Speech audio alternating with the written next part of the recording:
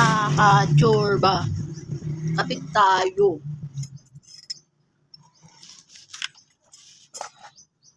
Kaloka. Wala. Gusto ko lang mag-chismis, chikahan. Hindi naman totally sad. Napaano lang ako kasi sa dami ng nakikita ko at napapanood, ang nakikita ko yung mga bahay, kumuha na sila, mga simpleng bahay, nakakatuwa dahil. Hindi kasi naalala ko lang dahil. Kasi sa totoo lang, mahirap talaga nang walang bahay. Mahirap nang naupa ng bahay. Especially pag may mga gusto mong gawin. Pag may mga gusto mong gawin, yung mga gawin sa loob ng bahay. Mga design or mga simpleng wala ka masyadong magawa. Kasi naupa ka. Alam mo, sa totoo lang, siguro nakailang kuha na kami ng bahay sa Pag-ibig. Hindi ko ba alam bakit ba kami nagkakandamalas dyan. Kasi una, tapos dalawa. Kasi nga yung una, hindi kami natulog. Pag-ibig din yun. Sunod, nag-try uli kami. Kasi nga, minalas kami sa una. Pero nung una, walang problema nung dati. Doon sa unang bahay. Hindi kami malas pakipag-usap sa Pag-ibig mismo. Usap mismo Pag-ibig. Kaya lang, yung binitawan nga namin yun. Kasi nga, di ba, doon nga namatay yung mga parents ko at kadalawang kapatid. Kaya kami mismo ang bumitaw. Pero kung tutuusin, gusto talaga namin yung dati. Kasi namin, tumira doon na walang nakikialam, kahit anong gawin namin, masaya kami. Yun nga lang, dahil sa marami nagsabi na baka malas yung bahay na yan kasi may mga namatay sa pamilya mo, umalis na lang kayo. So, umalis na kami. Upa kami sa mga apartment. Pero habang naupa kami ng apartment, siyempre nagtatrabaho kami dati. Yung isa kong kapatid ang nag-try naman magpag-ibig. Siya naman nag-try na kumuha ng Pag-ibig na bahay. Na kami doon, nagbayad na rin kami noon ng di ba may binabayaran muna. Tapos kasi noong time na yun, wala pang mga bahay, mga lupa pa lang, mamimili kayo ng lupa na pwesto. Tapos na rin kami noon, nagbayad na kami, nakailang bayad na dahil, nakakainis. Ang tagal pa, ang layo pa ng pinupuntahan naming agency dati sa Alabang. Siguro nakailang taon kami na nagbabayad. Ang ending nga wala lang nagpapakita ng mga agency. Ay nakakainis yung mga agency na Pag-ibig yan, kuha kayo ng bahay, pili kayo ganyan. Biday, nakakabuisit na rin. So, after ng ilang taon, sa sobrang buisit kami, siyempre, hanggang ngayon, nag-uupa pa rin. Nagplano uli yung isa kong kapatid na, sige, na lang ng ibang agency, agency na pwede kumuha ng bahay, pero ipapart ng agency na hawak ng Pag-ibig. So, naghanap na naman kami. May nag-offer na naman ng agency na ganito, ganyan. Lahat ng mga requirements, lahat ng mga gastos, na naman kami. Siyempre, di ba pag na agency na nagbabayad muna ng mga ganito, ilang months mo babayaran bago kayo tumira. May mga libreng tubig, may libreng kuryente, mga ganun. Di pungal. After mabayaran yung monthly na yun, bago nyo tirahan, di pungal. Wala pa rin, nagparamdam na naman. Ewan ba, bakit maraming agency talaga ng Hindi naman sa po. Hindi ko alam kung malas ba kami sa magkuha ng mga agency or Kasi sa totoo lang, gustong-gusto na namin magkaroon ng sariling bahay. Kahit mga maliliit na bahay.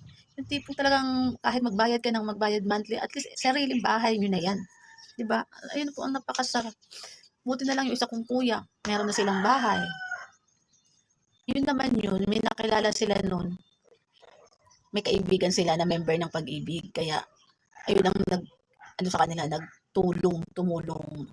Pero umabot din ng mga 1 year mahigit bago sila nakalipat kasi lupa lang din yun eh. Kasi nakakita na ako nun dati. Lupa pa lang dati na pili-pili ng pwesto. So, sa awa naman Diyos, nakatira naman sila. Hanggang ngayon nakatira sila doon. Wala sila naging problema. Tapos yung isa kong kuya, ang swerte din naman sa bahay nila din kasi yung nagpagawa, matagal din sila kasing nakaupa silang pamilya eh. Pero sa awa naman ng Diyos, sa magandang blessing nangyari sa kanila, sa mga kapatid ng asawa niya, halos nagtabi-tabi na lang para magkaroon ng sariling bahay. Kaya yun, pero kanya-kanya sila ng gastos. Kaya buti na lang yung kuya ko din, pinush din nila mag-asawa na maayos, makagawa sila ng bahay kasi sarili na nila yun. At least, kahit binigay yun sa kanila eh. Kaya sila na mismo ang nagpagawa, makabuo ng bahay. Napakaswerte. Kasi kahit simpleng bahay, ano talaga. So, ang ending, kami mga kapatid, mga babae, kakandamalas, kakabwisit. So, ang ending, kumuha na naman kami. Kuha na naman kami ng bahay. After nun, pagpunta namin doon, ewan, ang dami kasing agency, hindi ko alam. Lagi nawawala ang mga agency pag nakatapos na ang pagbayad mo. Pagbayad ng, di ba, buwan yun, sinasabi, babayaran mo na nga ng ilang buwan, itong buwan na to, kunyari 5,000 monthly, after nun, pwede nyo na kayong pwede na kayong tumira, kayo lang magpagawa ng ganyan-ganyan, basta ganun, okay lang sa kahit wala pang mga pader, walang kulay pa yung mga pader, okay lang yun, masaya, ang mahalaga dyan, may bubong, CR, di ba? Wala, malas pa rin, di pa rin nagandaan. So, sa huling pangyayari, nag-try uli kami. Ito lang, ilang taon na. Ngayong 2 years na. May mga tayo na pinupuntahan namin dati yung agency. Tapos, ang tagal pa namin yun bago asikasuhin kasi wala doon. May inaasikaso daw. Na may pinuntahan daw sa Pag-ibig. Visit. So, yung nakipag-usap kami doon, sabihin, ganito, ganyan, kailangan bigyan nyo ng panibago na namang, panibago uling mga, buisit kasi ako sa mga bahay-bahay. Yun, di sabi, uli kayo ng requirements, ng payslip mo, ganito, ganyan, tapos magbayad uli kayo ng ganito, sa next month na to, magbayad kayo ng ganyan. Dahil sa mga engot kami, push na naman kami ng gawa. After na naman ng 1 taon, paparamdam na naman ng mga walang hiya. O sige, magpunta uli kayo dito. Kailangan namin ang panibagong sa 3 months ninyong requirements. Payslip nyo na 3 months. Kailangan namin uli ng Tapos maghulog kayo sa Pag-ibig na ganito, ganyan. Tapos punta kayo sa ganito, kailangan namin ng mga requirements. Ay, nakakabuisit. Pero pag after magbayad at makipag-text ng text at email, magparamdam sila, ang mga walang yan, hindi nagre-reply.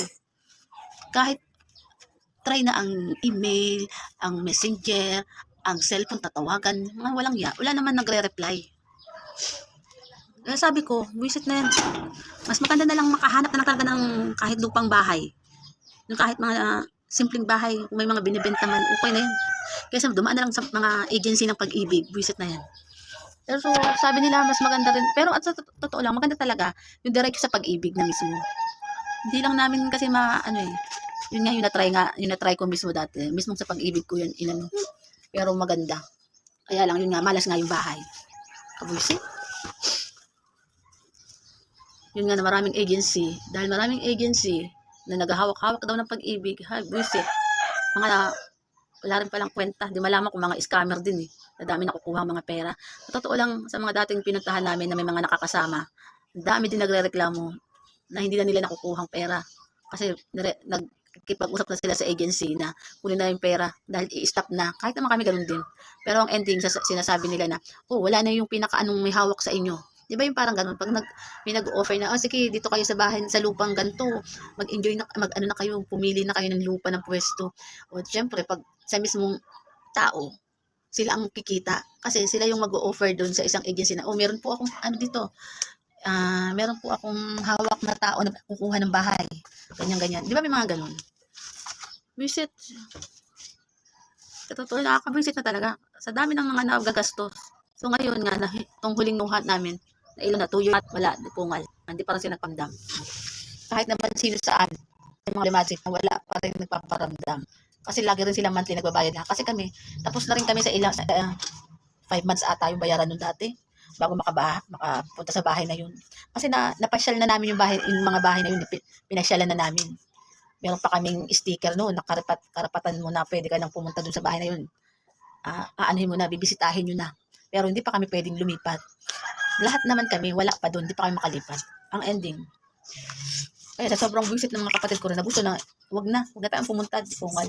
Kunin na yung pera kahit hindi nila bayaran ng buo, basta kahit kalahati, bayaran nila. Kasi sayang naman talaga yun. So, ako lang pag ako talaga, ako sasama talaga ako dyan sa agency na yun. Kunin na nila yung pera, visit sila. Kung kailan nila gusto magparamdam, doon lang sila magpaparamdam. Daig pa na mas malala pa sila sa jowa. Ano ka? Kaya yan. Kaya mas ano talaga, hirap. Pag may mga agency na pagkuha ng mga lupa-lupa. Pero hindi naman lahat. Siguro lahat ang nakikita lang namin.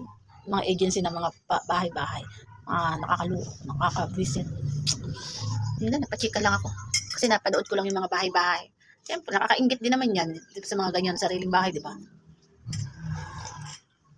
Siyempre, may mga sa sobrang dami na nang nabayaran, nagastos. Ang ending, wala pa nilang inaano. Hindi sila paparamdam kung talagang pwede na ba matulog doon sa bahay na at pumunta malakad sa labas ng bahay. Visit sila. Ubay na nga sa inyo.